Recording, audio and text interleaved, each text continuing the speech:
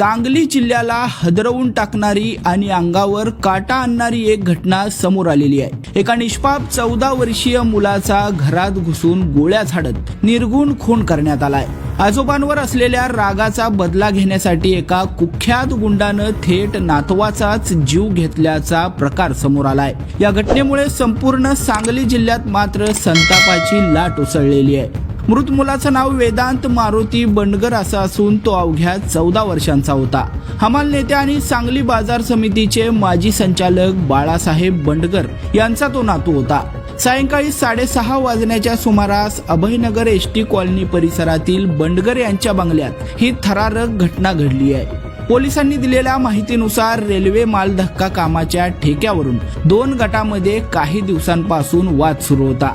या वादाच्या केंद्रस्थानी कुख्यात गुंड निलेश गडदे असल्याचं बोललं जातंय। ठेक्याच्या कामावरून सुरू झालेला हा संघर्ष अखेर रक्तरंजित वळणावर पोहोचला। एक दिवस आधीच गडदे हा आपल्या साथीदारांसह लक्ष्मण खरात यांच्या घरी गेला होता। खरात घरात नसल्याने त्यांच्या पत्नीला धमकावत खंडणीची मागणी केल्याचा आरोप आहे।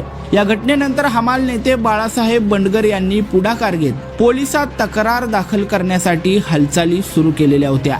त्यामुळे कुख्यात गुंड गडदे हा संतप्त झाल्याचं बोललं जाते। दुसऱ्या दिवशी पोलीस ठाण्याबाहेर दोन्ही गट जेव्हा समोरासमोर आल्यानंतर तणाव निर्माण झाला होता, तेव्हा काही संतप्त हमालांनी गडदे समर्थकांच्या वाहनावर दगडफेक केल्यानं वातावरण आणखी चिघळलेलं होतं। याच घटनेचा राग मनात धरून गडदेने सूड उगवण्याचा कट रचल्याचा संशय आहे। सायंकाळी 6:30च्या सुमारास निलेश गडदे आणि त्याचे साथीदार बंडगर यांच्या बंगल्यासमोर पोहोचले। बाळासाहेब बंडगर यांचं घर हेच का, अशी विचारणा केल्यानंतर त्याने परिसरात दहशत निर्माण करण्यास सुरुवात केली। बंडगर यांचे भाऊ भीतीने मागील बाजूस पळून गेले। मात्र त्याच वेळी बंगल्याच्या पोर्चमध्ये बसून मोबाईल पाहत असलेला वेदांत बंडगर हा आरोपींच्या नजरेस पडला। आरोपानुसार गडदेने थेट पिस्तूल वेदांतच्या दिशेने रोखलं आणि त्याच्या डोक्यात गोळी झाडली। गोळी लागताच वेदांत हा रक्ताच्या थारोळ्यात कोसळलेला होता।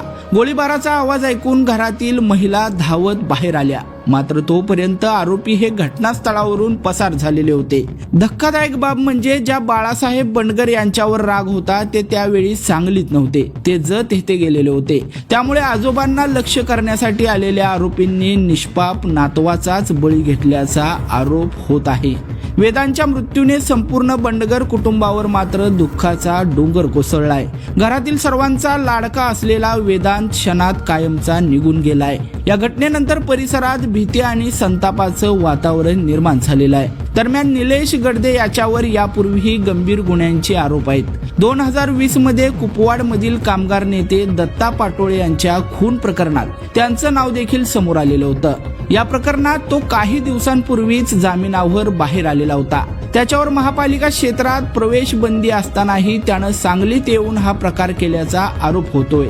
सध्या पोलिसांनी आरोपींचा शोध सुरू केला असून विविध पथके त्यांच्या मागावर आहेत। एका निष्पाप मुलाचा झालेला हा निर्घुण खून नेमका कोणत्या वादातून घडला, आरोपी किती काळ पोलिसांपासून दूर राहणार आणि वेदांतला न्याय कधी मिळणार, या प्रश्नांची उत्तरे आता संपूर्ण सांगली जिल्हा शोधतोय।